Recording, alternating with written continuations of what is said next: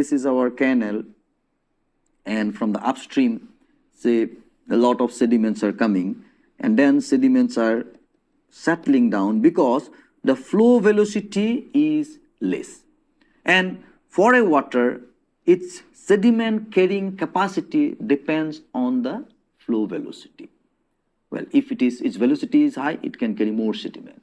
Suppose the water are coming from the upstream catchment or the upper catchment where it is coming from a hill. On that way, suppose the slope is very high there and the flow velocity is very high. It is eroding the soil, and then it is coming and it is entering the city. And in the city, it is finding a drainage canal where the flow is moving. But that flow has a lot of sediment that it has carried from upstream.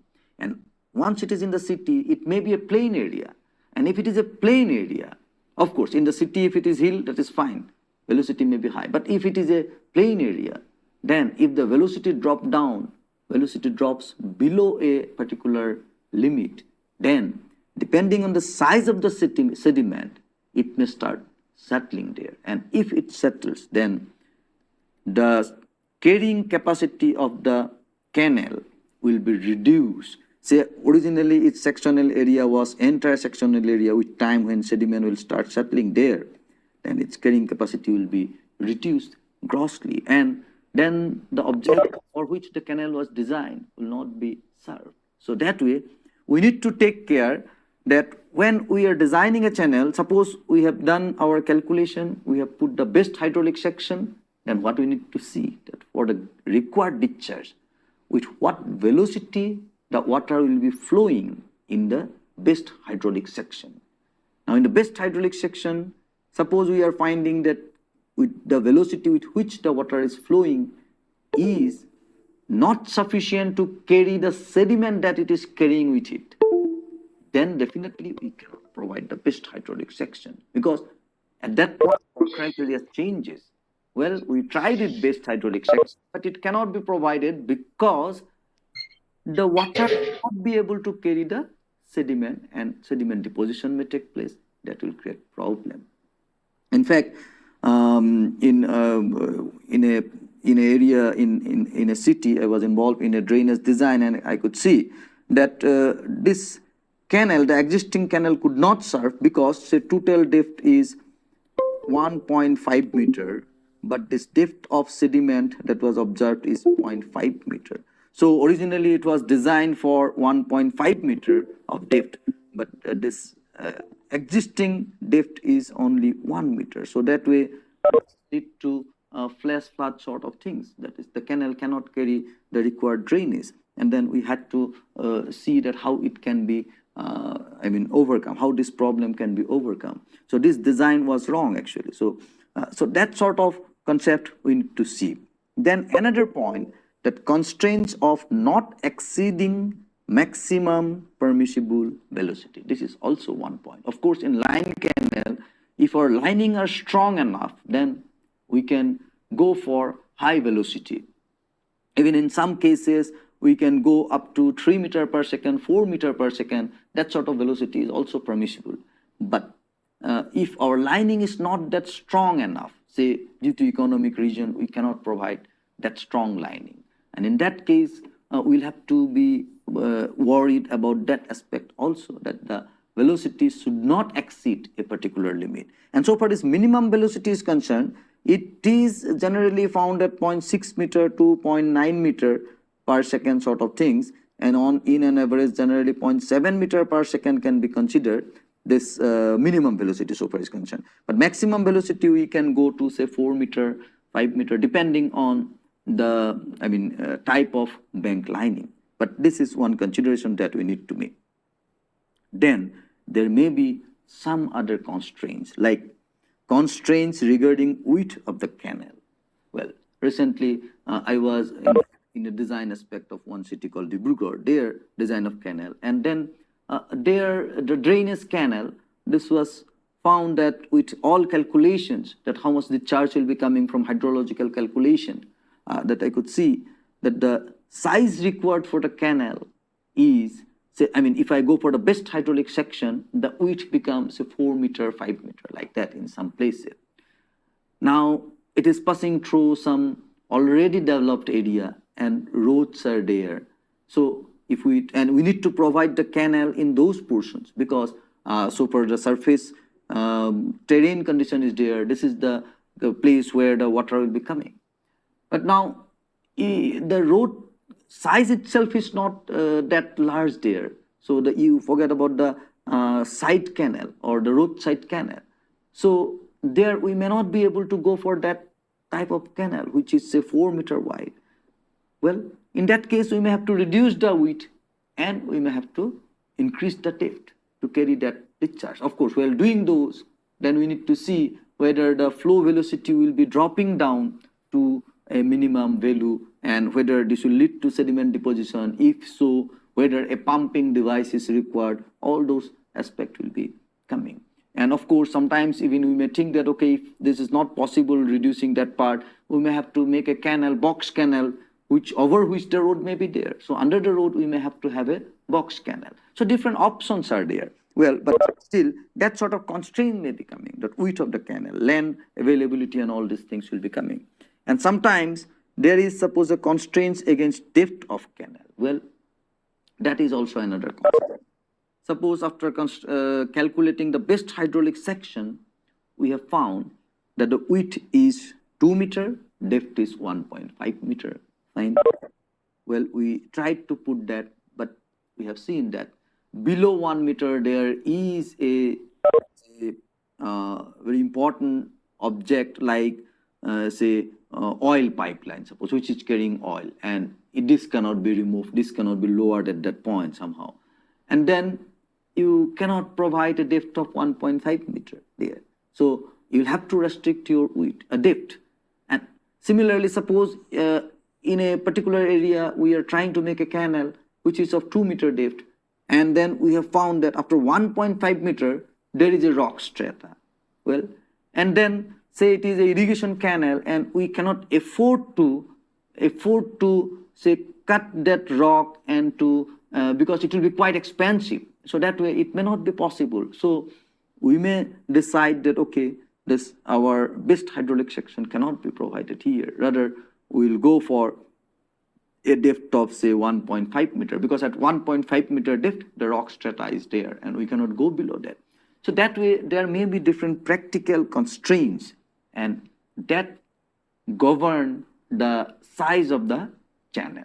But our effort, our basic design concept for line canal is that we should try for designing it as best hydraulic section, which is the most economic section as well. Well, then we'll be discussing on line canal in detail, but before going to that discussion, let us discuss some of the issues briefly about unlined channel. Well, we'll be discussing that also in detail in different class, but still some of the very fundamentals or required things we'll be discussing here. When we talk about design concept of unlined channel, entire concept is different. Here we are not talking about best hydraulic section, or rather we can say that the most economic section is not the best hydraulic section here. So because the entire concept is different here. So there may be erosion or deposition. Well, when it is an unlined canal, so with flow velocity, there can be always erosion of the bed and bed and side can be eroded. And once it is eroded at a particular point, then it is obvious that the canal will be carrying sediment-laden water. Once it is eroded, it will be carried by the water. So from upstream itself, it can carry, within the channel itself, it can erode, and it can erode side and bed, and then it can carry the sediment. Once it is carrying the sediment, again, if the velocity is low, at some point, it may again deposit the sediment.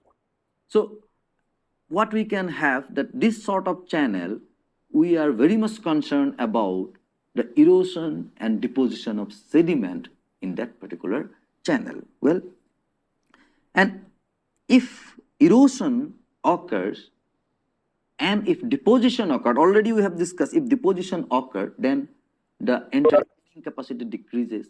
And similarly, it has, of course, far-reaching effects. Suppose the channel is of this type and somehow the flow velocity is dropping down and deposition is taking place here. Now, when deposition takes place, what happens? Suppose the water was flowing with a particular velocity. Now, when deposition is taking place, flow velocity get retarded in the upstream. And when it is retarded, because it is getting some obstruction and it is retarded flow velocity, if it as it is as a subcritical flow flowing here, so it is retarded. Now, when it is retarded, its sediment carrying capacity further drops down, and then further deposition take place. So that way, ultimately, the entire channel slope get reduced like that. When slope is reducing, again depth is increasing, flow velocity is further decreasing, and then sediment deposition is further increasing, and that way progressive process. It lead to a progressive process, and that's why this is not desired at all. So we should design the channel in a way that there should not be deposition of this kind. Similarly, if it erode the channel, then also we are not achieving our target. If it is eroding, then it will cause damage to the channel flow. If it is eroding the side, it can get widened. Suppose a channel is like this, was like this, and it has eroded this side and bed, then its entire section is changing, and we may not get the required depth what was desired, and the flow velocity may again change, and then again it may sometimes lead to deposition, initially erosion. So those erosion and deposition, erosion will always cause damage to the channel, and that's why this erosion and deposition we should not allow, or we should design our channel in such a way that this can prevent erosion and deposition, which is not desired at all. Well, and that's why it is required to design a canal to carry the required discharge. Discharge is always say fixed. We are deciding that our channel is to carry this much of discharge. So this discharge safely. By safely, what we are meaning? That maintaining the required dimension of the channel. Maintaining the required dimension of the channel means it should not get eroded, neither there should be deposition. Well, so thus design principle is to have a flow velocity which will neither cause covering, means that is erosion of the bed, nor will allow sediment deposition, well, in the bed. So this is what the design criteria. So in our design of line canal, the design criteria was that it should be the best section, most economic section. But here our design criteria is that in unlined canal, the design criteria is that the velocity should be such that there should not be any scouring, or neither there should be any deposition. Of course, in real situation, it may happen that the bed is having some erosion, because the process of flow is like may cause some erosion in the bed, and at the same time it is eroding, the water is eroding some part of the soil, and again deposition is taking place in the next moment in that position, suppose. So erosion and deposition process, if it is going simultaneously, in that case it will appear that the channel is neither getting eroded nor it is getting scoured. But in reality, both process may go parallelly. Well, in some of the design concept of unlined canal, it is assumed like that, that we talk about a critical velocity, that this is the critical velocity. Well, this critical velocity is different from the critical flow concept that we discussed earlier, that is the minimum energy concept. It is not like that. But we talk about a critical velocity, it is like that, which is neither scouring nor depositing. Or we can say that it is scouring and depositing, but both are in balanced condition, and that's why it is appear to be neither scouring and nor depositing. So that sort of concept will be coming.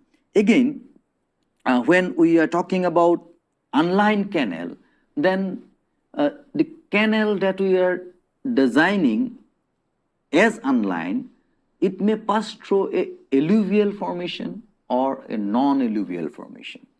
Well, when it is passing through a non-alluvial formation, means a clay formation and like that, so that sort of formation is less susceptible to erosion. And in that case, our major criteria is, say, there should not be deposition, or the velocity, or rather one point is that this alluvial, it is non-alluvial canal, then we can decide that if the velocity is not exceeding that particular limit, which can cause erosion to this unlined canal, non-alluvial unlined canal, that we should not cross that velocity. So it is a maximum permissible velocity concept we can follow. That this is the maximum permissible velocity. We should decide the shape, we should design the shape in such a way that we achieve a velocity which is not crossing the maximum permissible velocity. And at the same time, the minimum permissible velocity is also there, which will not allow a deposition of sediment. But if it is passing through a alluvial formation, if it is passing through a alluvial formation, in that case, we need to go that critical velocity concept. Erosion and deposition both are very much important there and relevant for the design purpose. And for that, actually, the theory developed so far is not that much. And most of the things are empirical. That is based on the observation carried out in different canal. Some formula has been derived. That is, empirical relations are there. Of course, semi-empirical theories has also been developed. That is semi-theoretical, we can call. Well, that way different concepts are applied for design of unlined canal. Well, now, till now, we are talking about one term, this most economic section. Well, but what this most economic section is, we have not discussed till now. We are giving just one term, that is the perimeter should be minimum. But why? That we have explained. But if perimeter is minimum, how we can achieve this? How we find that what condition will lead to perimeter minimum? So let us see that concept of most economic section. Well, we discuss about a term called conveyance, that is Q is equal to, say, 1 by n, A r to the power 2 by 3, then S to the power half. And when we design canal, we are talking about normally uniform flow. We see that in uniform flow condition what it is. And then, of course, when we decide the site, we give some excess height, that is called freeboard of the canal. And that freeboard is given, generally it should not be less than 5% of the depth, or it should not be more than 30% of the depth. It depends on some other criteria based on which we decide that this should be the freeboard. So from our design depth, we give some excess depth as freeboard. Well, that will be coming, but normally we use uniform flow formula. So this is what the formula. And here, 1 by n A r to the power 2 by 3, that is basically the conveyance K. And when our conveyance is more, that means it can carry more discharge. Conveyance more means, well, literally it means that it can convey more water. So our target is to maximize the conveyance. Now, when this SB is fixed, N is, suppose we have decided from the other criteria as discussed, then our target is to minimize this A r to the power 2 by 3. Or now we can write from here, say this is equal to 1 by n A, then A by P to the power 2 by 3 and SB to the power half. Now, as we were talking about other criteria, say area is fixed, means if our area is fixed for a particular length, volume is fixed. Now, so when for that particular area, and say we want to maintain a velocity, then also we can see that which area is sufficient. So discharge is given, we know that discharge by area will also give us the velocity. So from that point also we can roughly see that our area should be this much, or that way also we can decide. Now area is suppose fixed, then how we can maximize this Q value? For the given area, we can maximize the Q value, our required discharge for a given SB, for a fixed A, then our required discharge can be maximized by minimizing the perimeter, okay? So that is what our basic concept. And now we know that, say, perimeter minimization, how we can get say perimeter expression if we write, suppose for rectangular channel, say let us say for rectangular channel, okay. For rectangular channel, this is say B bit width, and then this is what is depth y. Now perimeter is equal to, we know that B plus twice y, okay. B plus twice y is the perimeter. Now, of course, we want to minimize this P, and for that we want to see that how we can express B, because that our area is important at this point. So we can see how we can express it, that area is equal to B into y, B into y. So this implies that B we can express as area by y. Well, so B we can write as area by y. Now, so P is equal to, so we can write it as A by y plus twice y.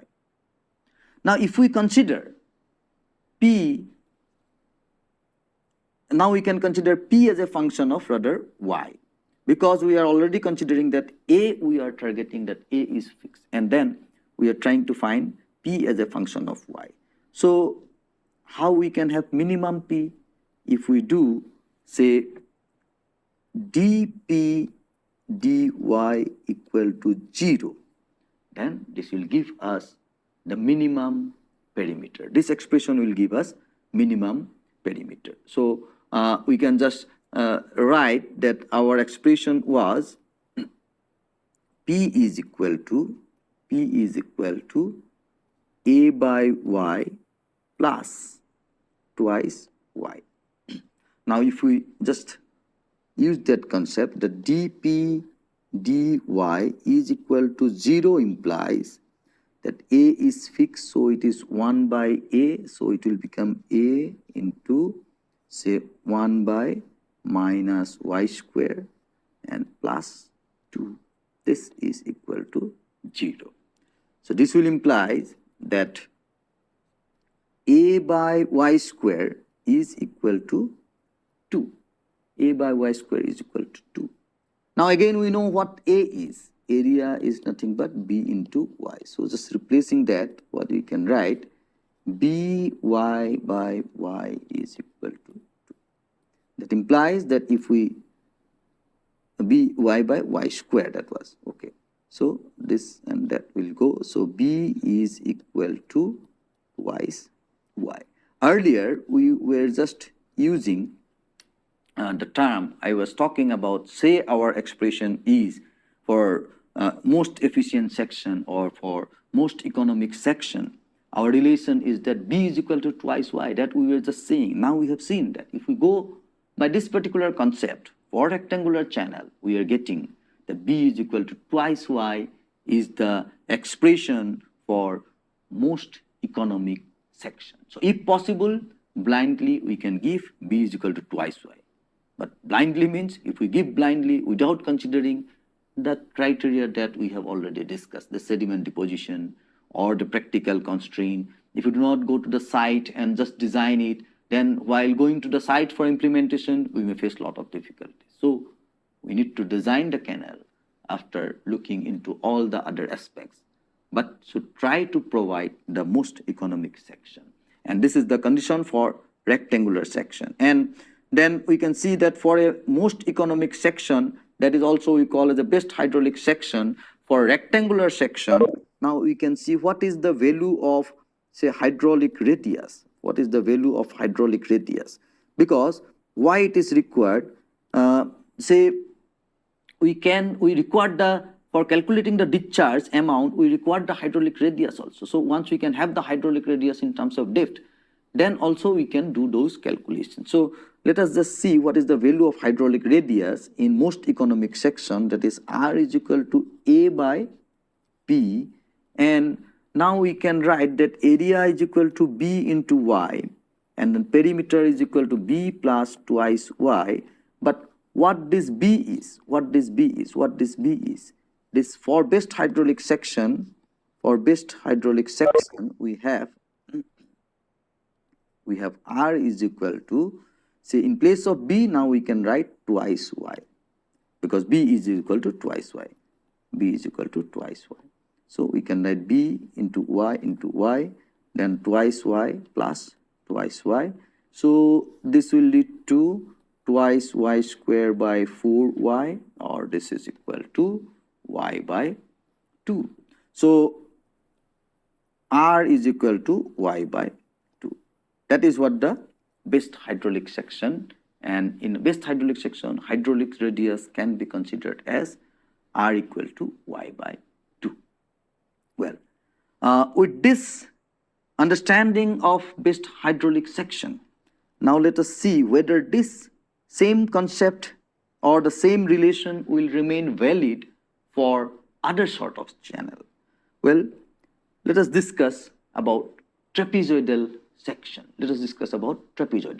Well, if we take a trapezoidal section of this sort,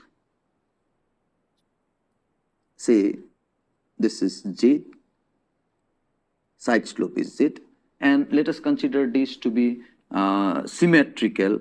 Generally, when it is man-made, we will generally try to make symmetrical. Of course, in some case in hills, we may go for unsymmetrical also. If one side we have slope, other side we do not have, then we may go for suppose a unsymmetrical channel also. It may require, but normally we try to go for a symmetrical section. Say